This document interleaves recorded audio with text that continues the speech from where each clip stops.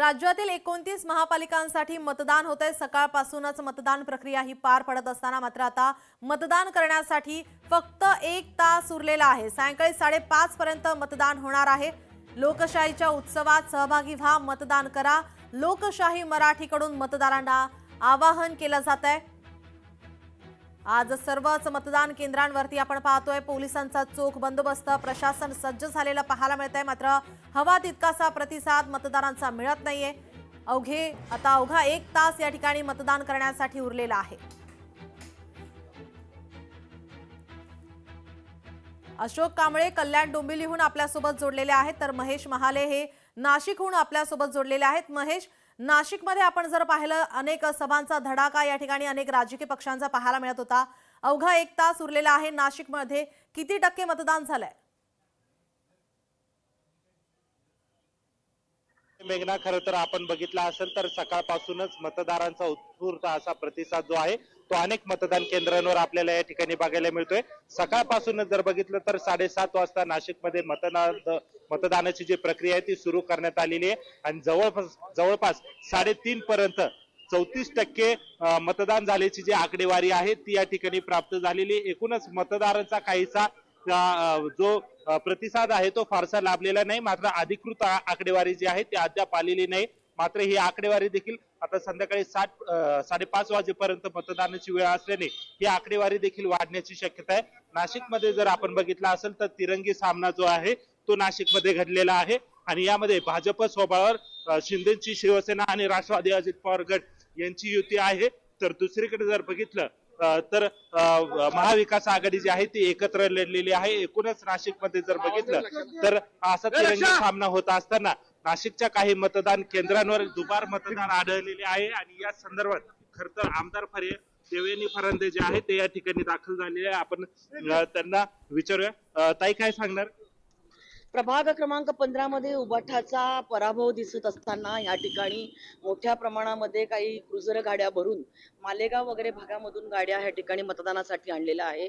आमच्या कार्यकर्त्यांनी त्या मतदारांना देखील म्हणजे त्या लोकांना देखील पकडून दिलेला आहे आणि अनेक मतदार मतदानाला जात आहेत तर त्या ठिकाणी बोगस त्याचा आधीच कोणीतरी मतदान करून घेतलेलं आहे आणि एकूणच ज्या पद्धतीने ह्या ठिकाणी नियंत्रण आणायला पाहिजे, मी आता पोलीस आयुक्तांशी बोललेली आहे। खूप मोठ्या प्रमाणात इथं गर्दी देखील नियंत्रणाच्या बाहेर झालेली आहे आणि त्यामुळे आता सिटी पोलीस आयुक्तांशी मी बोललेली आहे, थोड्या वेळामध्ये ही परिस्थिती नियंत्रणात आणेल। परंतु बोगस मतदार गाड्या भरून बाहेरून आणायच्या आणि निवडणूक जिंकण्याचं प्लॅनिंग त्यांचं चाललेलं आहे, ते आमच्या कार्यकर्त्यांनी उधळून लावले। किती गाड्या होत्या आणि काय होतं त्या गाड्या? जवळपास 6 ते 7 मोठ्या गाड्या की ज्या 50 ते 60 सीटरच्या असतात, त्याच्यामध्ये अतिशय ग्रामीण पाड्यावरून महिलांना आणण्यात आलेला आहे आणि त्या ह्या ठिकाणी मतदानासाठी आलेल्या आहे। अनेक ठिकाणी मी आपल्याला म्हटलं की लोक मतदानासाठी जात आहेत तर त्याच्यामध्ये बोगस वोटिंग झालेले दिसते आणि त्याला आम्ही आता चॅलेंज करतोय त्या वोट्सला देखील। पण मग आता कुठे आहेत ते मतदार? पोलीस स्टेशनला, मुंबई नाका पोलीस स्टेशनला त्यांना नेण्यात आलेलं आहे।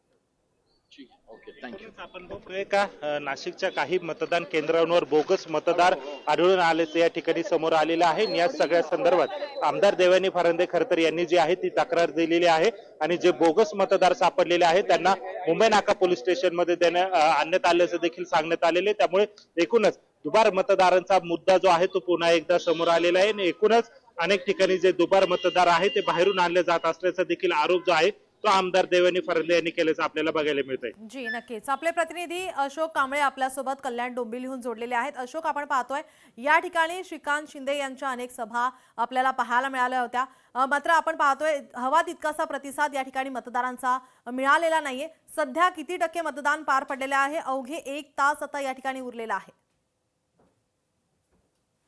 नीलम, अगदी बरोबर आहे।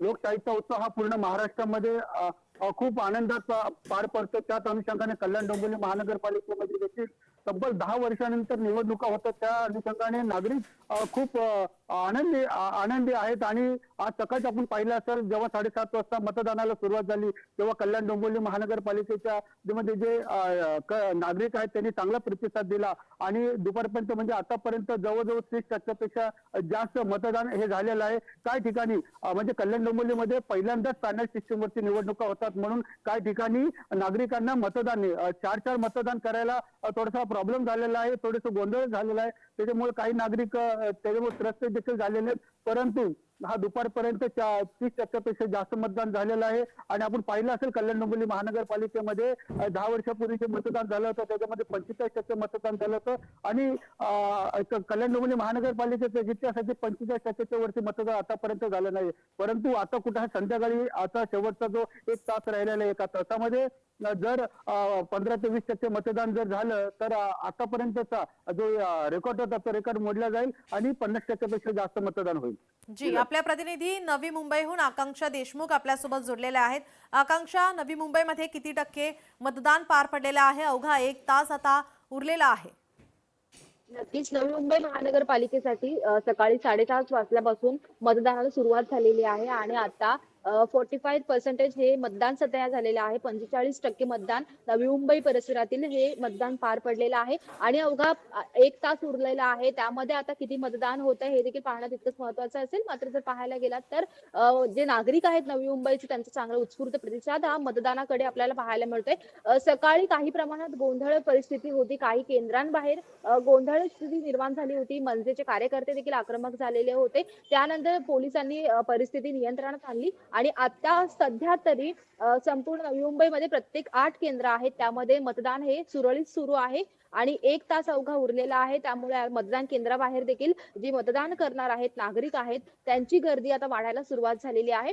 जर आपण पाहायला गेलं तर नवी मुंबईमध्ये पहिल्यांदाच पॅनल पद्धतीने निवडणूक होत आहे. 111 जागांसाठी 500 उमेदवार हे रिंगणात आहेत आणि यामध्ये 28 प्रभाग आहेत आणि त्यामध्ये 27 प्रभागांमध्ये 4 नगरसेवक प्रत्येकी निवडून येणार आहेत तर एका प्रभागामध्ये 3 नगरसेवक आहेत. जर राजकीय दृष्टीने आपण पाहायला गेलं तर नवी मुंबईमध्ये नेहमीच आतापर्यंत मंत्री गणेश नाईक यांचा बालेकिल्ला म्हणून नवी मुंबई महानगरपालिकेला ओळखलं जातं. मात्र आता त्यांच्या समोर उपमुख्यमंत्री एकनाथ शिंदे यांचं चॅलेंज असणार आहे. कारण जर मंत्री गणेश नाईक यांनी देखील अनेकदा सभा घेऊन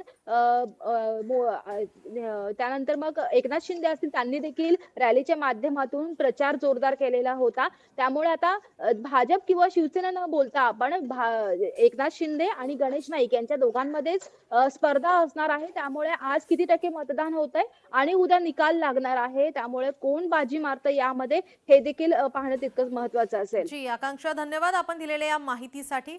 आपले प्रतिनिधी जालनाहून सुधाकर जाधव आपल्यासोबत जोडलेले आहेत. सुधाकर, या ठिकाणी किती टक्के मतदान पार पडले आतापर्यंत? नक्कीच नीलम, आपण जर पाहिलं तर जालना नगरपालिकेचं रूपांतर महानगरपालिकेत झाल्यानंतर पहिल्यांदाच जालन्याची महानगरपालिकेची निवडणूक प्रक्रिया पार पडत आहे आणि या निवडणूक प्रक्रियेमध्ये आपण जर पाहिलं तर दुपारी 3:30 वाजेपर्यंत 45.94% मतदान झालं आहे. जवळपास या ठिकाणी 46% हा मतदानाचा आकडेवारी समोर आली आहे. आणि आपण जर पाहिलं तर सध्या 4:30 वाजत आहेत, आणखी 1 तास बाकी आहे मतदानाला आणि आता 5:30 वाजेपर्यंत मतदान जो आहे तो होणार आहे. मात्र मतदानाचा जो प्रतिसाद आहे तो अल्पशा आपल्याला पाहायला मिळत आहे. आपण जर पाहिलं तर जालन्यामध्ये मोठ्या सकाळी रांगा देखील आपल्याला पाहायला मिळाल्या होत्या मतदाराच्या. मात्र दुपारनंतर ही जी रांग आहे ती कुठेतरी कमी झालेली आपल्याला पाहायला मिळत आहे आणि 3:30 वाजेपर्यंत 45.94% मतदान झालं आहे आणि आता अवघे काही 1 तास शिल्लक राहिले आहे. त्यामुळे आता मतदानाची प्रक्रिया जी आहे ती पूर्ण होत आहे. मात्र आता 5:30 वाजता आपल्याला नवीन आकडेवारी येईल आणि त्यानुसार आपल्याला जालन्याला 5:30 वाजेपर्यंत किती टक्के मतदान होईल आणि मतदार राजा कोणाला कौल देईल हे देखील पाहणं तितकंच महत्वाचं असणार आहे. नीलम. जी, आपले प्रतिनिधी चंद्रपूरहून अनिल ठाकरे आपल्यासोबत जोडलेले आहेत.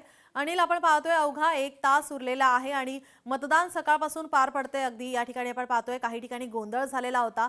आता या ठिकाणी किती टक्के मतदान पार पडलेलं आहे? किती टक्के मतदान झालंय?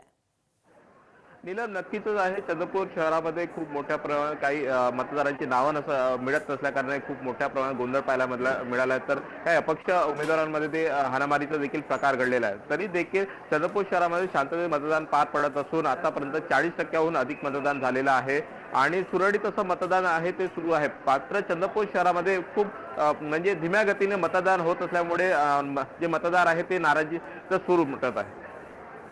जी, नक्कीच आपण पाहतोय अवघा 1 तास आता मतदानासाठी उरलेला असताना आता सर्वच मतदारांनी बाहेर यावं आणि मतदान करावं. राज्यातील 29 महापालिकांसाठी आज हे मतदान पार पडते. सकाळपासूनच आपण पाहतोय काही ठिकाणी मतदान केंद्रावरती गोंधळ पाहायला मिळतोय. मात्र जे मतदार आहेत त्यांनी लोकशाहीच्या या उत्सवात सहभागी व्हावं, मतदान करावं, आपला हक्क बजवावा असं आवाहन वारंवार लोकशाही मराठीकडून केलं जात आहे. लोकशाही मराठी ऐका, पहा, जागरूक रहा.